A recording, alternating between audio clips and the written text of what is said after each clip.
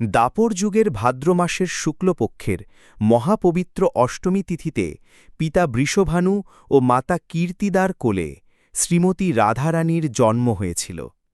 ব্রহ্মবৈবর্ত পুরাণসহ আরও অন্যান্য পৌরাণিক কাহিনীতে বলা হয়েছে যে শ্রীমতী রাধারানী মাতৃগর্ভে জন্মগ্রহণ করেননি, তিনি পিতা বৃষভানুর তপভূমি বার্সানায় যমুনা নদীর ওপর একটি পদ্মফুল থেকে আবির্ভূত হয়েছিলেন। ব্রহ্মবৈবর্ত পুরাণসহ অন্যান্য পুরাণে বর্ণিত তত্ত্ব অনুযায়ী শ্রীমতী রাধারানী শ্রীকৃষ্ণের সাথে গোলকে বসবাস করতেন। শ্রীকৃষ্ণের পরম ভক্ত শ্রীদামার অভিশাপে শ্রী রাধারানী ১০০ বৎসরের জন্য মৃত্যুলোকে আবির্ভূত হয়েছিলেন। শ্রীমতী রাধারানী জন্মের পর চক্ষু খুলে পৃথিবীর আলো দেখতে পারছিলেন না। তিনি জন্ম অন্ধ ছিলেন। প্রথমে শ্রীকৃষ্ণ রাধারানীকে শুভেচ্ছা জানাতে রাধারানীর সাথে সাক্ষাৎ করেন। তারপর শ্রী রাধারানী সর্বপ্রথম শ্রীকৃষ্ণকে দর্শন করেছিলেন। শ্রীকৃষ্ণকে দর্শনের পর রাধারানী প্রথমবার এই পৃথিবীর আলো দেখতে পেয়েছিলেন। শ্রীমতী রাধারানীর ভুলোকে আবির্ভাব কাহিনী হল যে একদা সূর্যদেব মন্দার পর্বতে গভীর ধ্যানে রত হয়ে ভগবান শ্রীহরির ঘোর তপস্যা করেন। সূর্যদেবের তপস্যা সন্তুষ্ট হয়ে শ্রীহরি সূর্যদেবকে মনোবাঞ্ছা প্রকট করার আদেশ দিলেন। সূর্যদেব প্রার্থনা করলেন, হে প্রভু শ্রীহরি, আমাকে এমন একজন কন্যা সন্তান প্রদান করুন যার কাছে আপনি বশীভূত থাকবেন। ভগবান শ্রীহরি বললেন, হে সূর্যদেব, আমি শুধু শ্রী মহালক্ষ্মীর নিকট বশীভূত থাকতে বাধ্য, তাই শ্রী মহালক্ষ্মীকে আমি আপনার কন্যারূপে বরদান করছি। শ্রীহরি সেও বললেন যে আমি যখন দাপর যুগে পৃথিবীর পাপ বিনষ্ট করবার জন্য আবির্ভূত হয়ে বৃন্দাবনে নন্দের আলয়ে প্রতিপালিত হব, তারই অদূরে তুমি বার্সানাতে রাজা বৃষভানুরূপে জন্ম নেবে, তারপরেই তোমার অভিলাষ পূর্ণ হবে। ভগবানের আশীর্বাদে দাপর যুগে সূর্যদেব রাজা বৃষভানুরূপে জন্মালেন। কীর্তিদা নামক এক গোপকন্যার সাথে বৃষভানুর বিবাহ হয়েছিল।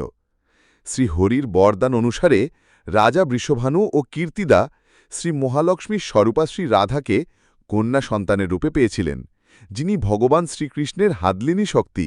শ্রী রাধারানী হলেন সেই আদিশক্তি ও পরাপ্রকৃতির প্রকাশ।